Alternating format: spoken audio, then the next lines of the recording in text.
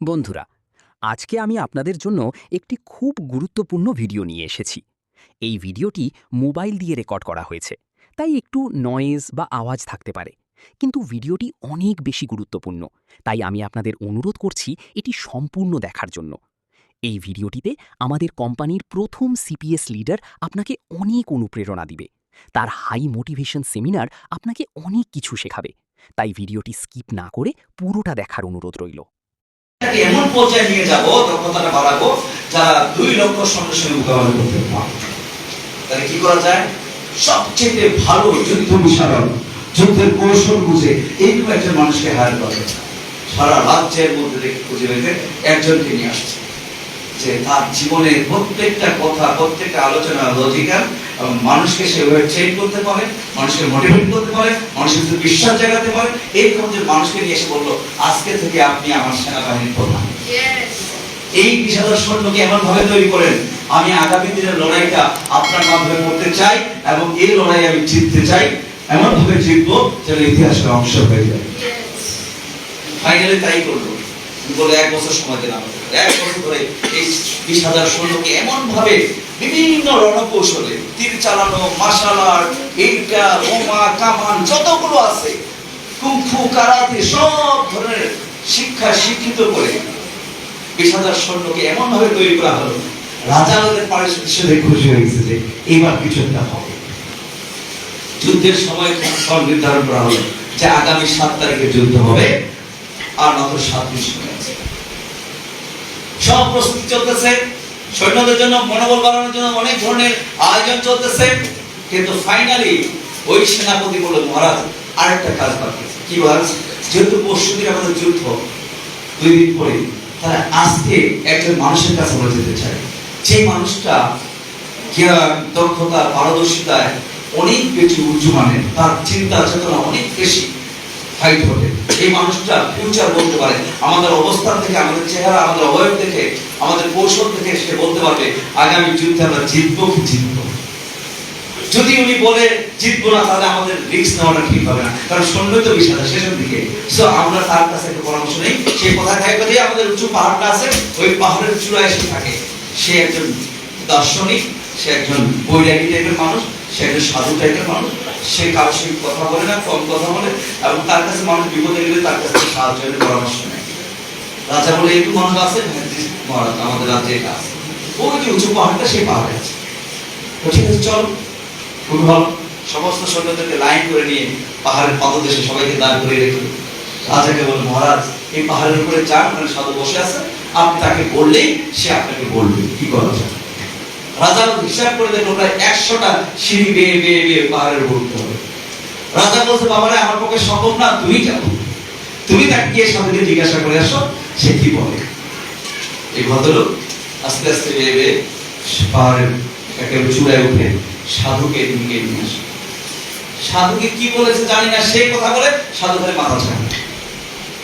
সে সবার সামনে বললো, সৈন্যরা শোনো, সাধু বাবা বলেছে যে আমাদেরকে আজকে সন্ধ্যা পর্যন্ত এখানে অপেক্ষা করতে হবে। কেন? কারণ এখানে একটা ঐশ্বরিক ম্যাজিক্যাল খেলা হবে। কি খেলা? যে ওই যে পরের পাহাড়টা দেখতেছ, উচ্চ পাহাড়টা, ওই পাহাড়ে সন্ধ্যা হওয়ার পরে যদি আলো জ্বলে উঠে, তাহলে আমরা ধরে নিব সাধু বাবা বলছে আমরা বিজয়ী হব। আর যদি আলো না জ্বলে উঠে, তাহলে আমরা এই যুদ্ধে পরাজিত হব। তাহলে আমাদের যাওয়া ঠিক হবে। উস্তাদ ভালো কথা, এটা অনেক বড় কথা। স্রষ্টার পক্ষ থেকে আমাদের জন্য একটা বার্তা, তাহলে আমরা সেটার জন্য অপেক্ষা চলছে। সন্ধ্যা ঘনিয়ে আসলো, অপেক্ষার পর বুঝছে, তাকিয়ে দেখলো জল করে পাহাড়ের উপরে আগুন চলছে, আর সমস্ত সৈন্যরা হুড়ে বাঁধে চিৎকার বলে যে আমরা জিতবো, আমরাই বিজয়ী হব। এমন একটা শক্তি তৈরি হয়ে গেল, যেহেতু আলো চলে যাচ্ছে। ঐশ্বরিক ভাবে তাদের বিশ্বাস ছিল যে স্রষ্টা এই সুযোগটা করে দিয়েছে। এমন ভাবে তারা মনের দিকে শক্তিশালী হলো, পরের 2 দিনের যুদ্ধে তারা বিজয়ী হয়ে 2 লক্ষ সৈন্যবাহিনীকে পরাজিত করে রাজ্য জয় করে দেশে ফিরে আসে।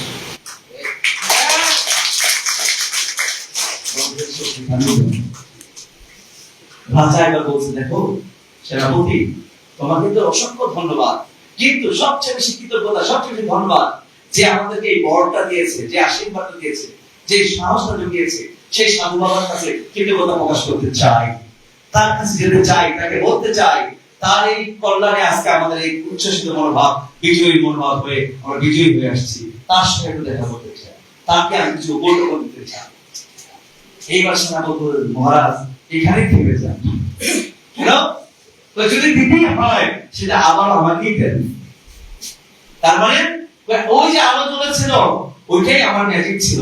আমি দিনের বেলা আলো জ্বালায় রাখছিলাম, কারণ দিনের বেলা আলো দেখা যায় না, অন্ধকার হলে আলো দেখা যায়। আর ওই সাধু বাবা যে মাথা নাড়াচ্ছিল ওটা আমার শেখানো ছিল, কারণ সব ম্যাজিকটা আমি খেলেছি।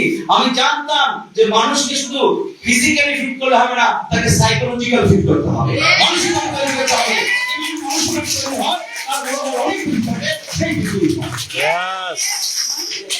আমরা অনেক কথা শুনি, অনেক আলোচনা। গাধা তো গাধাই, রাজশাহী তো গেছে, চয়েস করার জন্য বলছে চেষ্টার জন্য এই মতটা তুমি হবে, সিংহের পরে রাজাটা তুমি হবে, রাজা তোমাকে দেখা করতে বলছে। এই কথা শুনে গাধা বলছে তাই নাকি? হ্যাঁ, তোমার পক্ষে সম্ভব, তুমি পারো। গাধা গাধার মতো করেই চলে গেছে সিংহের সামনে। আর সিংহ তো সামনে থেকে ক্ষুধার্ত সিংহ, তারপরে সাবা দিয়ে তার দুই কানের মধ্যে দিচ্ছে, দুইটা কানে ছুটে গেছে। এইটা দেখে সে কোনো মতো বেঁচে দৌড় দিয়ে চলে আসছে শিয়ালের কাছে। ভাই তুমি এটা কি কাজ করলা? কেন, কি হয়েছে?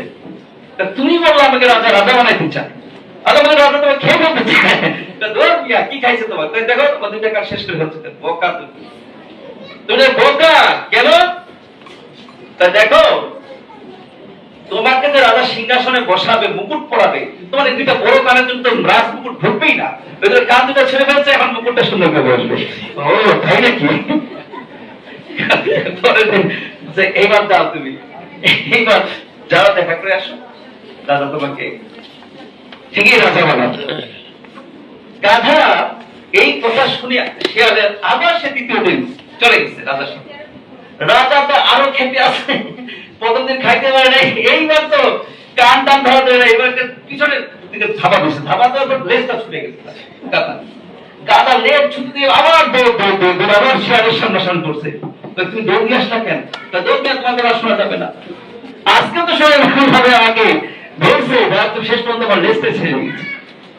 তো তুমি আসলে গাধা কেন? তোমাকে যে সিংহাসনে বসাবে, লেজ ছাড়া সিংহাসনে বসানো সম্ভব? কেটে নিয়েছে, লেজ কেটে নেওয়ার পরে এখন তুমি বুঝতে পারবা, এবার তুমি দ্বিতীয়বার চাও। তৃতীয়বার তো সিংহ কি আর সে আগের অবস্থানে আছে? ভয়ানক ক্ষুধার্ত সে এইবার তাকে চাপতে ধরে খেয়ে ফেলছে। তো এখান থেকে আমরা কি শিখলাম? যেখান থেকে আমরা শিখলাম, যারা আমরা না বুঝেও বুঝতে চাই সেই সমস্ত মানুষের কাছে, যারা আমাদেরকে বিভ্রান্ত করে, আমাদেরকে ডিস্ট্রাকশনে দেয়, আমাদেরকে সিদ্ধান্ত নিতে বাধা দেয়, আমরা নিজেরা না বুঝে অন্যের কথা বুঝতে চাই, সেই মানুষগুলোর অবস্থা শেষ পর্যন্ত এই জায়গায় চাই। আমি যেটা বলতে চাই, আমাদের এই বিজনেস সম্পর্কে এখানে যারা আছেন, আমার মনে হয় ম্যাক্সিমাম আমরা ভালো করে জানি, কারণ আমরা সব পুরাতন মানুষদেরকে আনা হয়েছে এখানে। তাহলে আজকে আমি আরেকটা অপরচুনিটি আপনাদেরকে দিতে চাই, যে একটা চূড়ান্ত সিদ্ধান্ত নিব আমরা, যে আগামী 26 সালের ডিসেম্বর আমরা প্রত্যেকে এই কোম্পানি থেকে মিনিমাম সিপিএস হতে চাই। তাহলে